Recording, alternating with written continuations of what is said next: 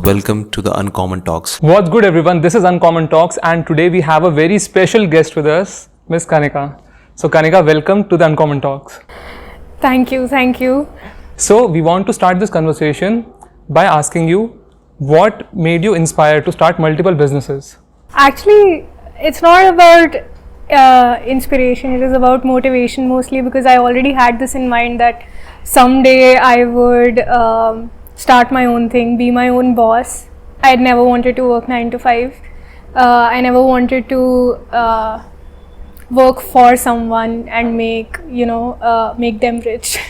I always wanted to do something of my own. So for me it was about motivation, and that hit me when COVID hit the world. So I just started. I was like, now is the time, you have to start, and I started.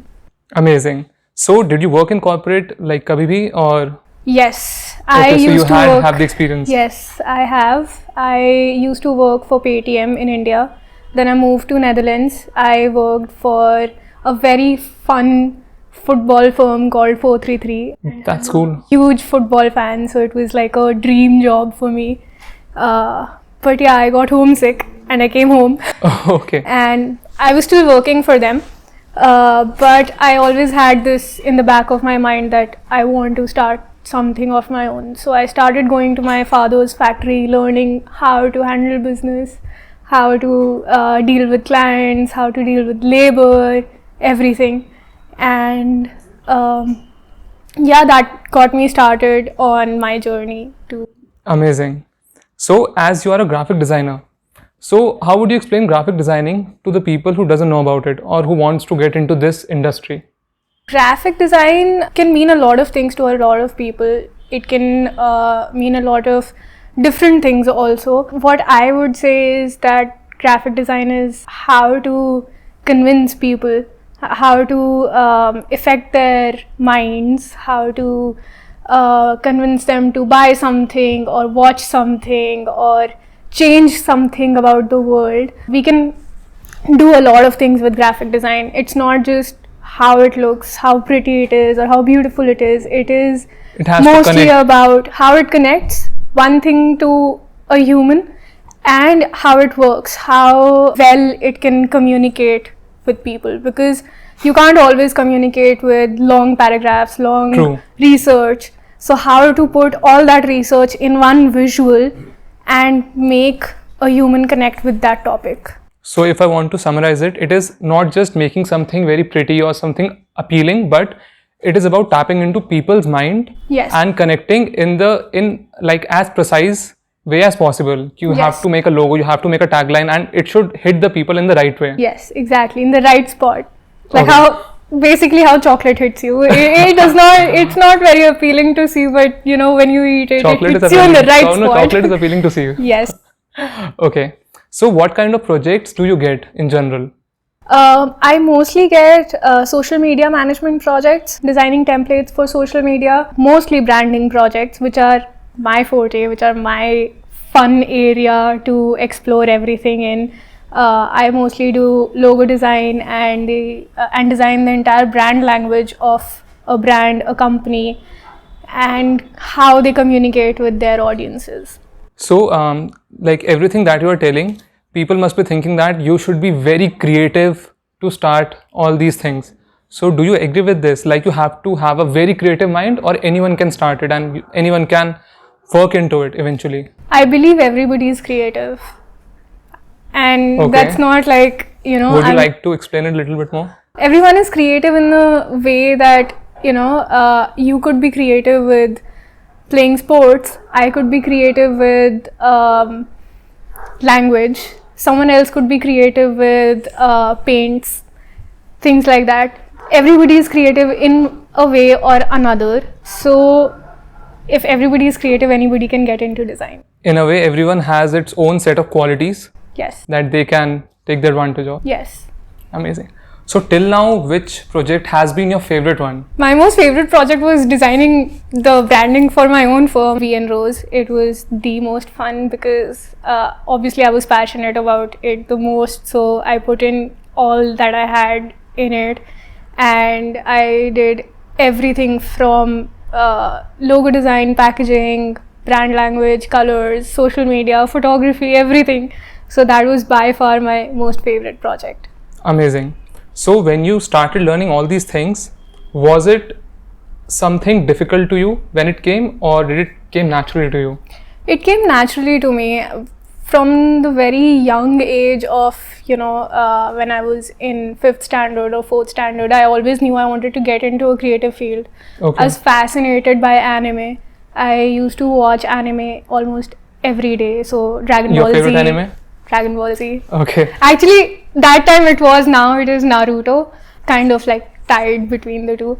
But yeah, that time I used to watch Dragon Ball Z a lot, and Card Captor Sakura. I don't know if anybody's heard of it. That inspired me to get into design, animation. I would draw my own characters at a very young age. And I always wanted to get into animation, but when I joined a design college, I thought promotion design, graphic design, marketing, advertising, all of that was a lot more fun. Amazing. So when people relate graphic designing, they usually relate it to designing slogans or designing multiple posts for the pages. So does it include video editing, photo editing and all those things? Graphic design is mostly visual design, designing magazines or social media posts or print design. You can also see graphic t-shirts or graphic novels. You can design all of those things. Video editing, cinematography, they're a bit different from graphic design. And what all gears do you need to have, like softwares, your laptop and all those things? I would say the first thing that you need to invest in is a paper. A paper? And a pencil. That's Why it. so? Because anything that comes to your mind, you just have to write it down or doodle it, or You have to sketch it down. sketch it your out. thoughts. Yeah, everything. I remember in college, our teacher used to tell us that you should have a visual journal and you should carry it anywhere, because anything can inspire you, anything can motivate you to give you an idea about something. And I would do that. I used to travel to college in a metro, and I would just be doodling. I would be drawing people around me, any special antics they had. I would just draw it out, doodle Taking it. ideas from the world. Yes, exactly. Softwares, they come afterwards. Okay. First, you need to refine your thinking, you need to observe. Design is all about observing the world, what problems there are in the world. Like the tiniest problem can become a very big business or a product. Would you like to give an example? A good product like this would be the shampoo bars that have come out these days. So a lot of people are experimenting with shampoo bars, eliminating plastic bottles from the ecosystem, which is helping the world reduce plastic. It also helps people because they're generating less waste. Shampoo bars are actually better if you think, because they're made naturally. They have lower chemical usage, again helping the world naturally. So yeah, there's a problem, you find that problem, you make a solution, and you advertise it in a way that it is solving a problem. Amazing. You put it in a very good way. Thank you. And in the end, I would like to ask, if someone wants to be a graphic designer, so what are the best certificates and degrees that they should pursue?